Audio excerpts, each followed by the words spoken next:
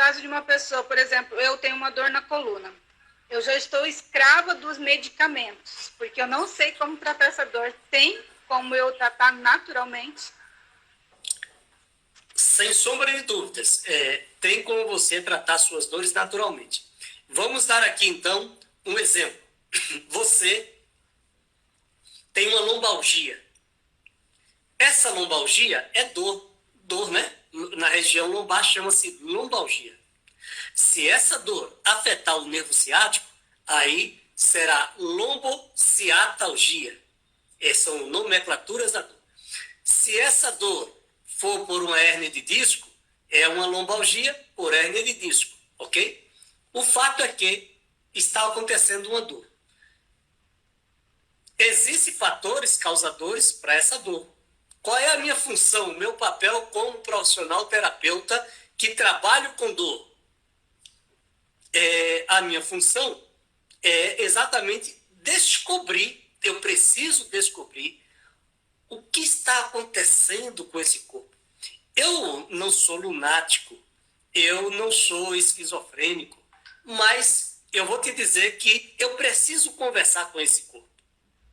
Eu tenho que conversar com ele para saber por que ele está agindo assim. Eu preciso entender, eu preciso conversar, eu preciso conversar com esse corpo para saber por que ele está reagindo dessa maneira, evoluindo com dor. Detalhe importante: toda vez que eu converso com o corpo, ele me responde. Não é loucura, não. É conhecimento de como esse corpo funciona.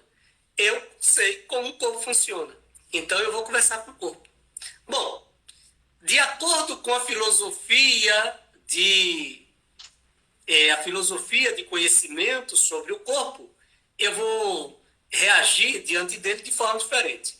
Então, se eu sou, por exemplo, médico, qual é a minha filosofia de ação diante da dor? A minha filosofia de ação é: tá com dor, toma um remedinho. Ponto.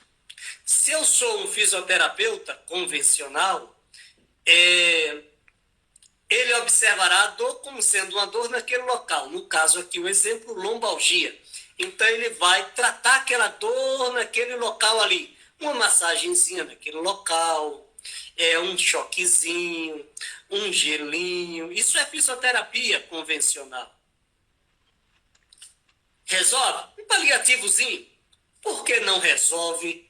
Porque aquela dor sentida ali na lombar está apenas mostrando que o corpo está sofrendo um processo e está sentindo dor naquele local. Muitas vezes não quer dizer que a dor é por conta de algo naquele local.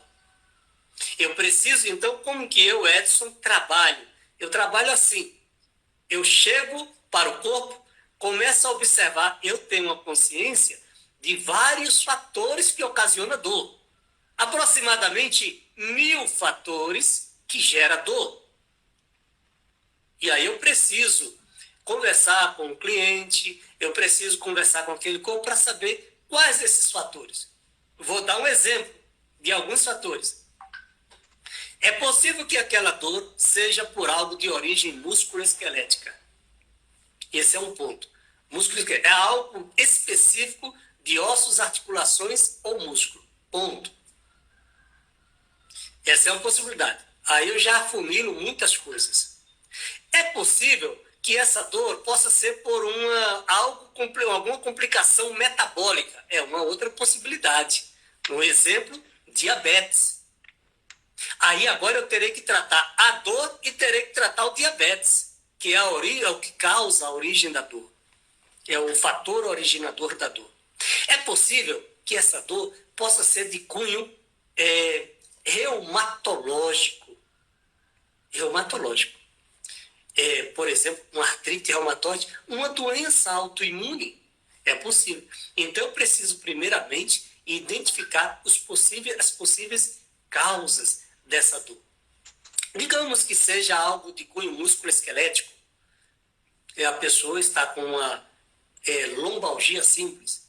Então eu vou avaliar os fatores posturais dessa pessoa, tipos de exercício, posturas.